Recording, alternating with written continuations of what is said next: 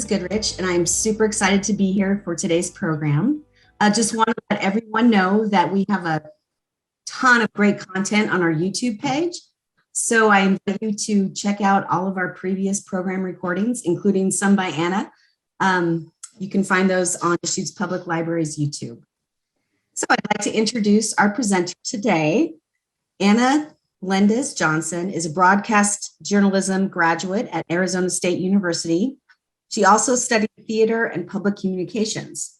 With over 20 years of experience as a public information professional and community theater volunteer, both on and off the stage, she is at her best when learning about or visiting historic buildings and believes everything with age has value and has a great story to tell. She currently lives in Goodyear, Arizona, and is a writer and editor for the Arizona Game and Fish Department's wildlife conservation magazine, Arizona Wildlife Views. And we've invited Anna here today to tell us about Ofrendas. So Anna, I'm gonna go ahead and invite you to share your screen. Okay, here we go. Great. Well, I want to thank everybody for tuning in to this broadcast.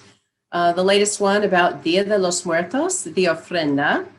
And I tell all about what Dia de los Muertos is on the YouTube channel for the library. So go ahead and take a look at that. That gives you a really good background, but I'm going to briefly go over it today so that you're able to know what's going on for that. So my little company is called Catrina Productions, and again, this presentation you've tuned into is the Ofrenda, Welcoming Family Home. And what we're going to talk about today is the festival, the annual festival that we're in right now, Dia de los Muertos.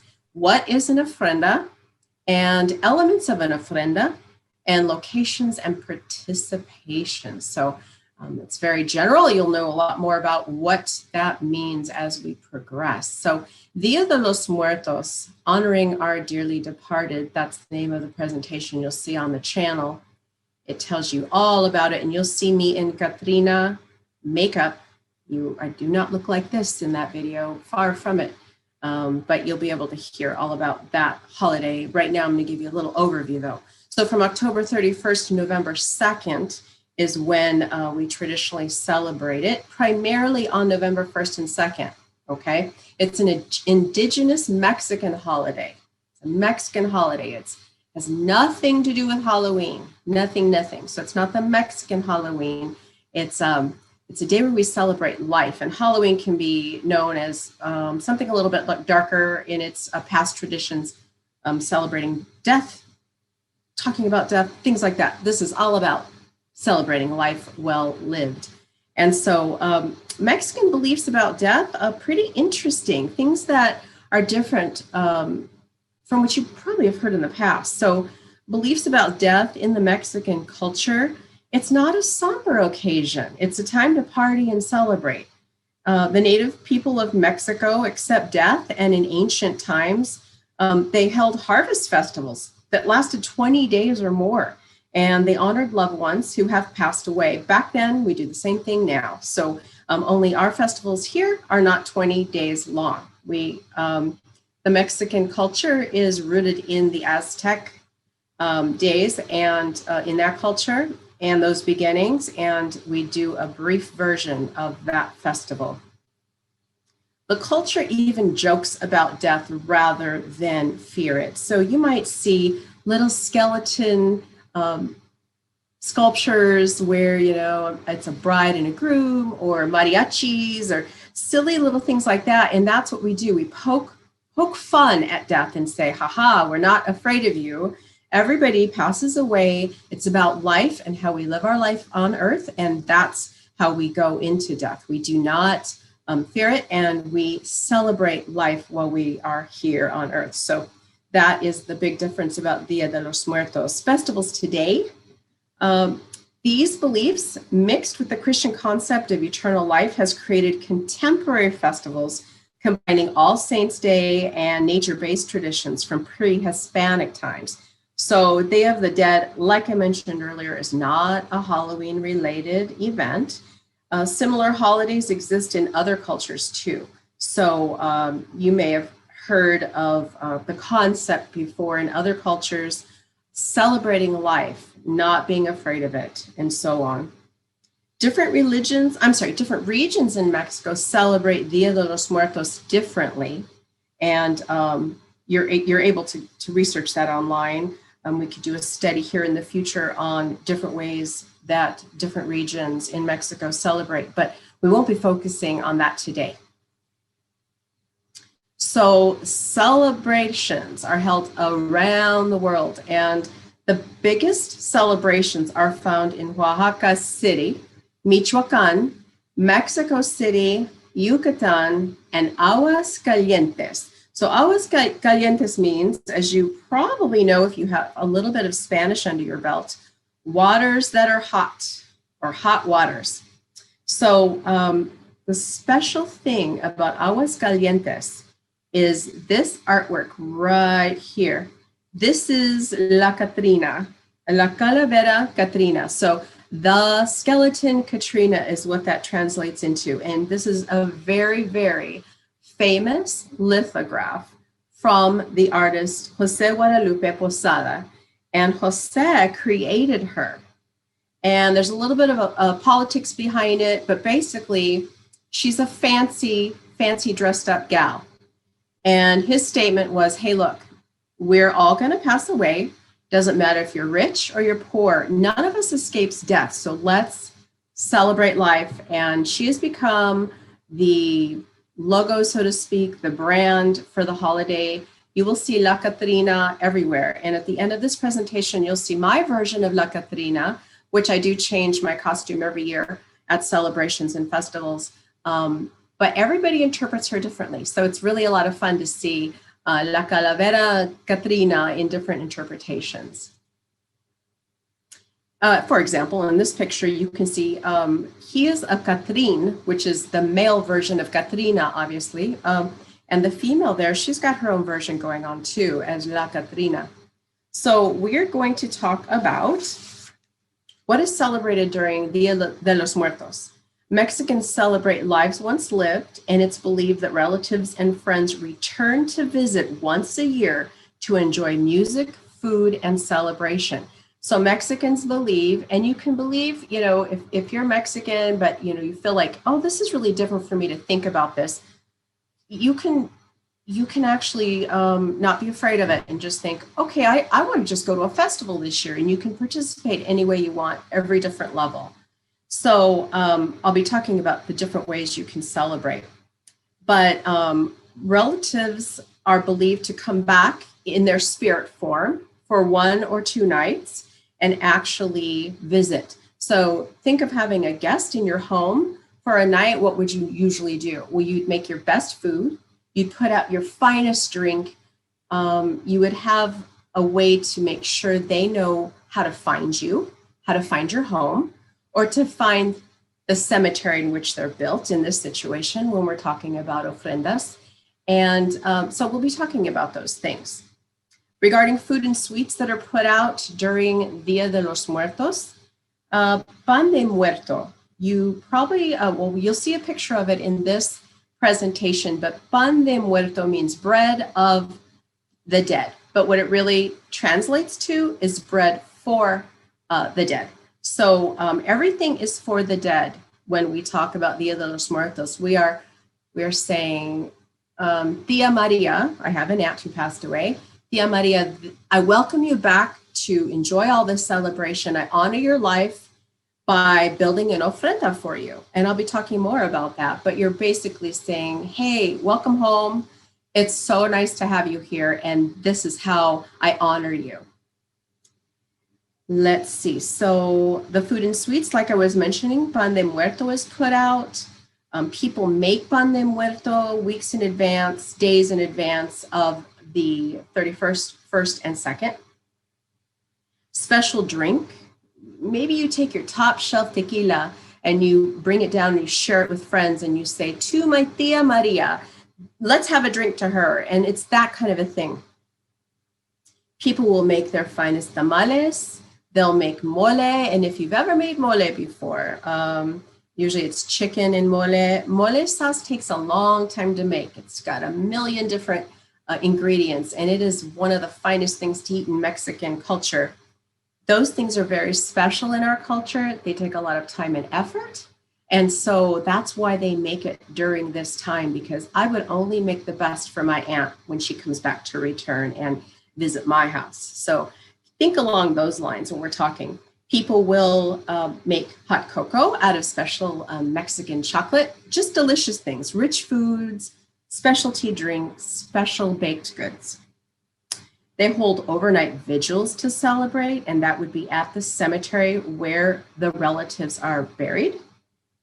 They dress up in Catrin or Catrina skull makeup or costume, or they go back to the Aztec days and they wear the Aztec regalia.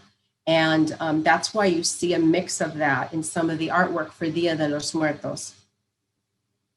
They decorate their homes and they decorate grave sites. And they create memorial spaces called ofrendas. And so that is what this entire presentation is about. And we'll go in depth about that so you have more information. What is an ofrenda? Again, think of hospitality for a visitor, somebody very special that is coming to visit you again. So it's hospitality for a loved one visiting a memorial space. It's a physical snapshot of a life once lived, kind of a landing space for visiting spirits during the holiday. Now, you can see in this picture, this is a home ofrenda. And again, it's a memorial space for this family's, all of their relatives and friends who have passed away. It's not just one person that they're celebrating here. They're celebrating the lives of their entire family. Relatives that have passed away, perhaps cousins or an aunt or a grandparent, could be a very close friend of theirs, maybe a neighbor. So you see many different photographs in this picture. And so more than one person can be featured at an ofrenda. Now remember, only those who have passed should be featured in the photo. It's considered bad luck or something may happen, not thought to be. It's kind of a darker thought. If you put somebody who's currently alive in the ofrenda with people that have passed away, it kind of is an obvious thought, right? Some people believe that. And some people believe that you can put a piece of paper over the person who's still alive in the photo, but heck, just don't do it. The Mexican culture, we just feel, you know what, just people who have passed away. This is about honoring their lives. So let's just keep them on the ofrenda and not people that are still living because they're still living. So that's the thinking there. Now, your ofrenda can include incense. And copal incense is what you see here in the bottom right corner. It looks like a sticky substance. It's like a rock looking thing. And when it's polished and refined, it looks white or it's kind of an off-white. Comes in many different forms, but you can actually Google copal, C-O-P-A-L, and many different forms come up. You can buy it today. But it's from the bursera tree, and it's used to make incense. And in Aztec and Mayan cultures, again, the root of Mexican culture, it was thought to be food of the gods.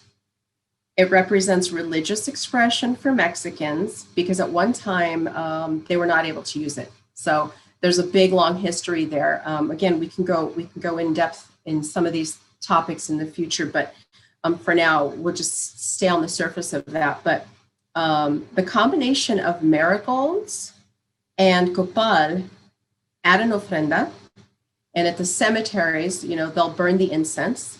And in your home, you can burn copal, but it's kind of, it's super heavy and it's a little more difficult to do this at home, but it is possible still. The combo of the copal and the marigolds has a very spicy scent. It's a spiritual essence that is thought to guide the spirits to the home or the cemetery saying, hey, party's over here for you. And that's what it's all about. Some say that the copal or the incense wards off evil, purifies the altar or the grave, and others say it represents air or fire. Mostly it's believed to elevate prayer to God or it's a bond that connects heaven to earth. Mostly it helps to lead the spirits to celebrate here at home, whether it's a cemetery that you're celebrating at or you're at your house. So these rich scents that are made from all the flowers, that is a theme throughout Dia de los Muertos. We want to say, it's like raising a flag and saying, hey, relative, here we are. We have this ofrenda just for you, and this is where we're honoring you. This is where the party is. So come on and be here with us. So personal items and decorations that you might have at your ofrenda. Talk about that a little bit more. Framed photos, we talked about that earlier, and favorite foods or drinks. So framed photos, we talked about that specifically. Those should be people that are passed away. And then the favorite foods, let's say you were building an ofrenda and you wanted to feature your aunt who loved Snickers bars, just loved them, like crazy loved them. You can have a little Snickers bar, put it right next to her photo. It's kind of a wink to her. Look, I have your favorite food here. This is where the party is. And I remember you. Dia de los Muertos is all about remembering, because you don't truly die until somebody forgets about you. And when you're forgotten, that's when death truly comes in the eyes of this culture and Dia de los Muertos, the celebration. So it's all about remembering. So we want to make sure that we have decorative items that are colorful because it's a party we're celebrating. Candles that are at an ofrenda symbolize Jesus Christ's rebirth, and faith. So candles are a big deal. It's a really big deal in an ofrenda. Flowers represent how fleeting and delicate life is. Their color welcomes the dead. Their scent leads them home. You can even put petals out as a pathway or sprinkle them around on the shelves of your ofrenda. You'll see in the cemeteries, in some photos, if you should Google them, they'll make huge pathways with the marigolds. They're also called cempasúchil, but they will lead as a path to the front of the altar or of the ofrenda. Other things that are personal items and decorations, we mentioned pan de muerto and sugar skulls, candy, hot cocoa. There'll be photos of the Virgin Mary and of Christ. People will put photos of him there as well. And then representing wind is the papel picado. And you'll see a little bit of that here. When the wind blows, these really thin sheets of paper will move, and that represents the wind.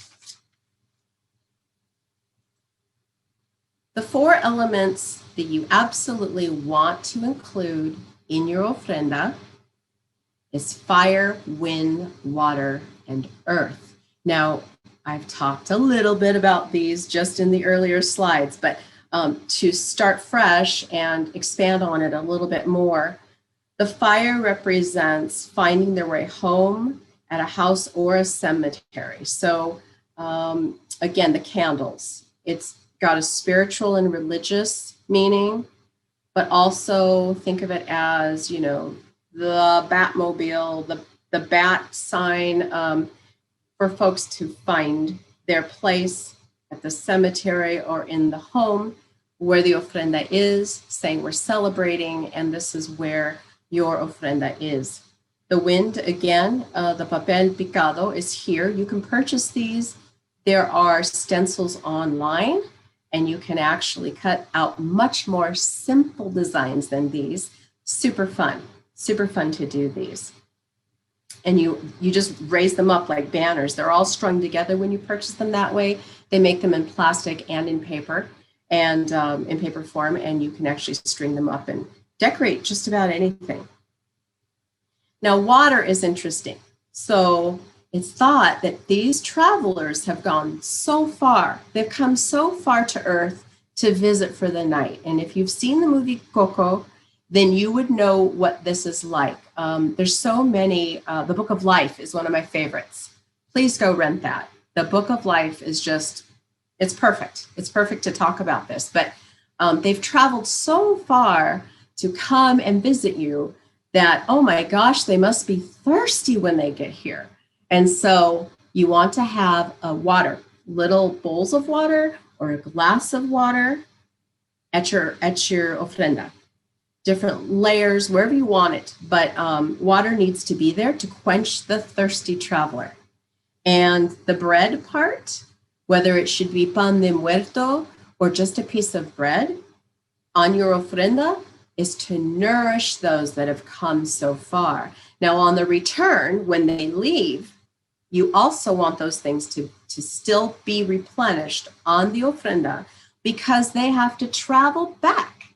So it's a pretty cool concept, and it's just a little wink to the spirits that are going to visit us, our relatives visiting us and partying and enjoying the celebration we have for them. But hey, in order for you to get back on your journey, we're going to have bread here and we're going to have water so you can make it back. Earth is the last item that you should have on your ofrenda. And the flowers and the copal, those are all earthbound. So they represent earth. The scent guides the spirits here to let them know that they're in the right place when they get here. And again, you can have the flowers, you'll see them at cemeteries, decorating. I'll have some pictures here. You'll see decorating everything. And then at your house too, on the ofrendas. And you can see here, fruit is a big deal. People put fruit out, and you know, those are gonna expire. So, you know, I don't know how long people put fruit out for, but you wanna keep an eye on that. We have to be practical, right? We don't want little visitors like bugs and such, but things like that have to be practically displayed so that your house stays healthy as well. Corn is also placed on an ofrenda, especially in Mexico. It is another item that is thought to nourish weary travelers, and it also has a religious meaning in the past as well. Now we are going to talk about, I kind of went through this already, so I'm gonna skip this. Sorry about that, you guys. Talks about the 4 elements and why we want them to be on our ofrenda. Let's talk about flowers for the dead. There are some top flowers that Mexicans use to decorate cemeteries and their homes. Marigolds are also known as cempasúchil. And I put the little explanation here, the way to say it. Flor de muerto is the other name for it, flowers for the dead. So as you see here, we've got some beautiful orange and yellow cempasúchil, and they are the most popular flower used for Day of the Dead celebrations. They're used because they're very dramatic on display. The color really pops. The use of the petals are used on pathways and sprinkled on everything, kind of like roses are in different ways, different situations. And they're the most popular, and I think they're the most fragrant. And that's why they're used, because they're just so popular. And in Mexico, thousands and thousands and thousands are sold, and they're grown all year round just for this celebration. Now, baby's breath complements and contrasts the other flowers you'll see here because they are so simple and there's such a nice little background to enhance other Dia de los Muertos flowers. So they're very popular as well. Coxcomb. Now, I never knew what this was called, but I've seen these before and I thought, that's what it's called. My goodness, they're beautiful and they're very strange. They weave in and out. It doesn't really have a petal. It's a really interesting flower. So the red color, well, coxcomb comes in many colors to begin with, but they only use the red color. Now, why would you think that is? because spiritually it represents the blood of Christ. And secondarily, it's visually very dramatic when you're decorating cemetery gravestones, graves, and putting flowers in your home at your ofrenda. So that's a really beautiful flower. Chrysanthemum also is used in other Catholic holidays, including we've got All Souls Day, and during All Souls Day, they're used as gifts for the dead. Chrysanthemums are. So a little bit of an overlap there in the use of the flowers used for Day of the Dead and All Souls Day. White hoary stalk. Now, the white represents innocence, and often they're used when mourning a child. They're honoring children, and people want to honor the innocence of a child. Now, what's included here in the photograph is the gladiolus, and it's used specifically. It represents remembrance, and it's used a lot in funeral arrangements because of that. So that's very popular. The long stalk is very dramatic, and you can display it easier. So that's a popular Day of the Dead flower.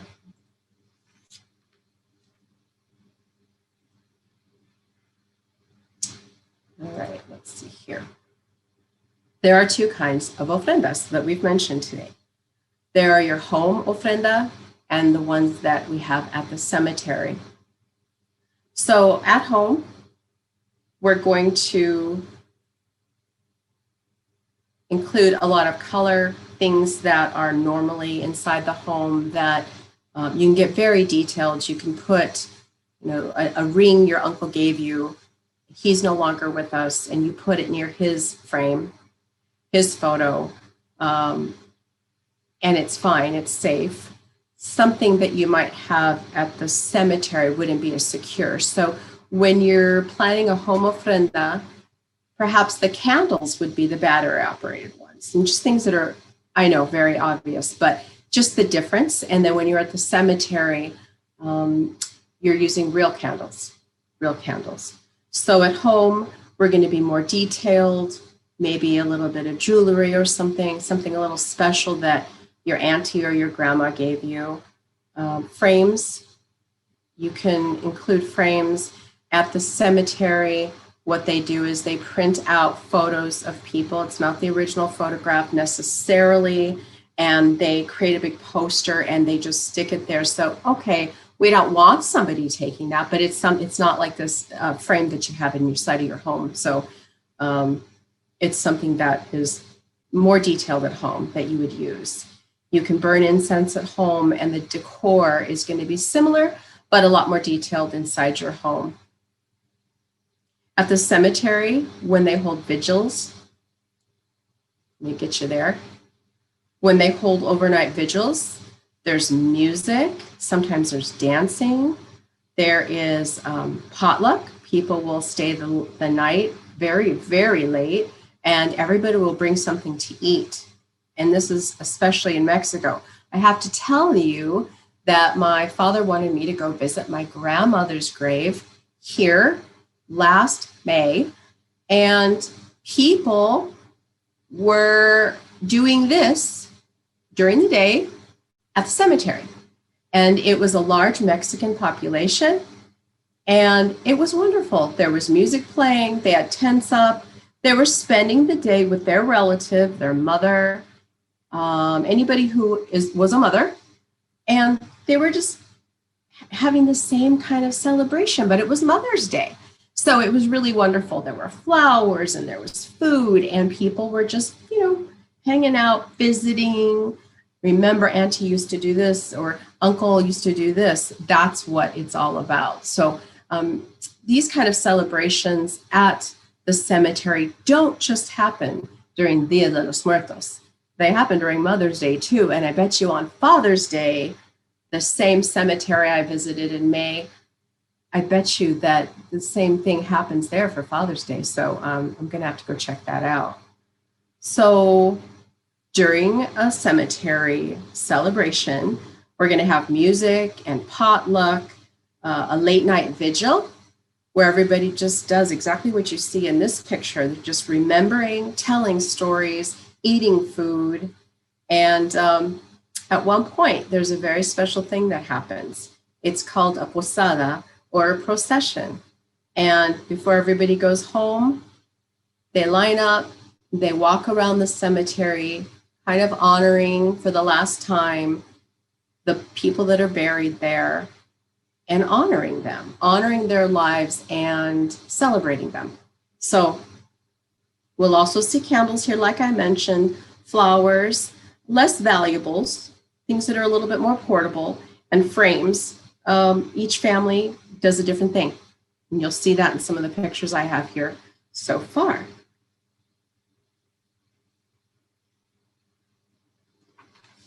So who can participate in an ofrenda or Day of the Dead? Dia de los Muertos is for everybody who wants to participate with respect. With respect. So all are welcome. You don't have to be Mexican. You can I have a girlfriend who absolutely loves the Mexican culture. She's not Mexican, but she honors these traditions, and she could have an ofrenda in her house. She may have an aunt in a cemetery that she wants to go visit and do the same thing, put candles up and have an ofrenda there at the cemetery. All are welcome, all ethnicities, as long as you are honoring and being respectful. Here are a couple of photos of ofrendas in Mexico, and you can just see just how incredibly gorgeous it is. People plan for weeks and weeks and weeks. They gather up their marigolds. Here are the framed photos of the dear loved one that is buried here and is expected to come to visit. Look how beautiful this is. So that's one portrayal of what an ofrenda is at a cemetery. And this one is gorgeous too. Look how beautiful the lights are. There's trees. This is definitely not in Phoenix, but this could very well be in an Oregon cemetery. But the trees are gorgeous, and you can see how they've, actually this Saturday, I'm going to participate in the cleaning of a local Mexican cemetery that is still active. And we're going to make sure all of the gravestones are swept, that are cleaned off. And then on the 30th, from 4 to 8, there will be a celebration there. So we will not be celebrating in the grave site, but we'll be over to the side of it. And then we're going to do a posada all the way around to give our honorable respects to those that are buried there. Look how pretty this is. So everybody's just relaxed. They may be praying. They may just be having quiet conversations. And other regions celebrate loudly with bands and mariachis and dancing. This is a very quiet one. You can kind of tell how quiet it is. But I've seen pictures and seen video where it is very much different in Mexico. So that's it. So La Catrina Productions thanks you for listening. And there I am there, very unrecognizable. Thank you, Anna. That was so lovely. Those pictures are fantastic. And they're so pretty. Yeah. And I'm going to be making an ofrenda. These are the ashes of my father. So I'm going to an ofrenda this year. Oh, good. Are you doing that inside your home? Yeah. Yeah. So thank you for the invitation to do that with respect and honor to the culture. I really appreciate that. I just have a couple of questions. Sure. The butterfly, the monarch, I saw a couple of pictures, and I don't know if you mentioned that, but could you talk about them? Sure. So it's thought that with the migration of the monarchs, they've been migrating for weeks now, that the spirits, that they represent the spirits traveling to Mexico, and that is where they land.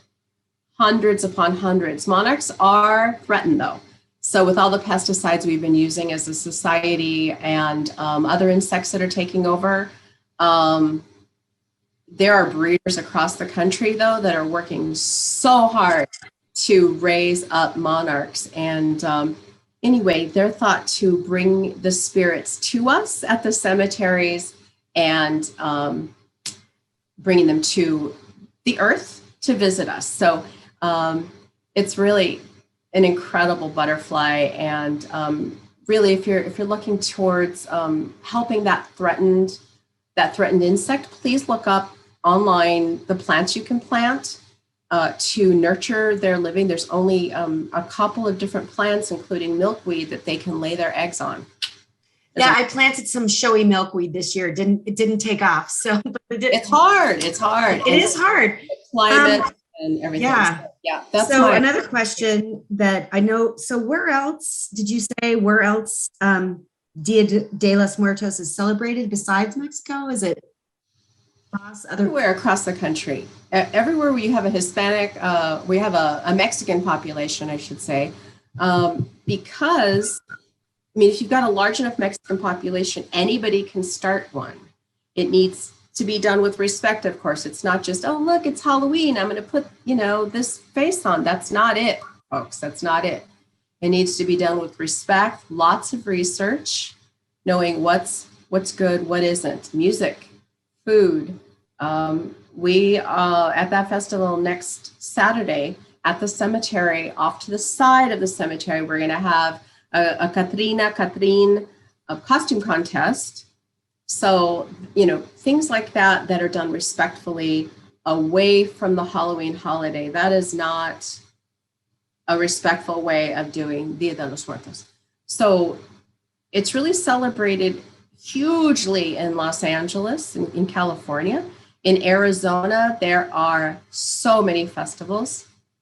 And in almost every city. Tucson's a big one too. So you really can find one near you. When I lived in Bend, I went to several, and I dressed up and I won some contests, and it was just really fun to see other people who loved it like I do. So yeah, just look it up. You'll find something near you, or maybe you should start your own. So such a beautiful holiday. And I love the whole idea of honoring and welcoming back the memory of the people who have left this world and left our lives. So thank you so much, Anna. We really appreciate your coming to the library to do these presentations to help us better understand culture. And we will see you again. Thank you for having me. Thanks a lot for having me. Yeah, thank you.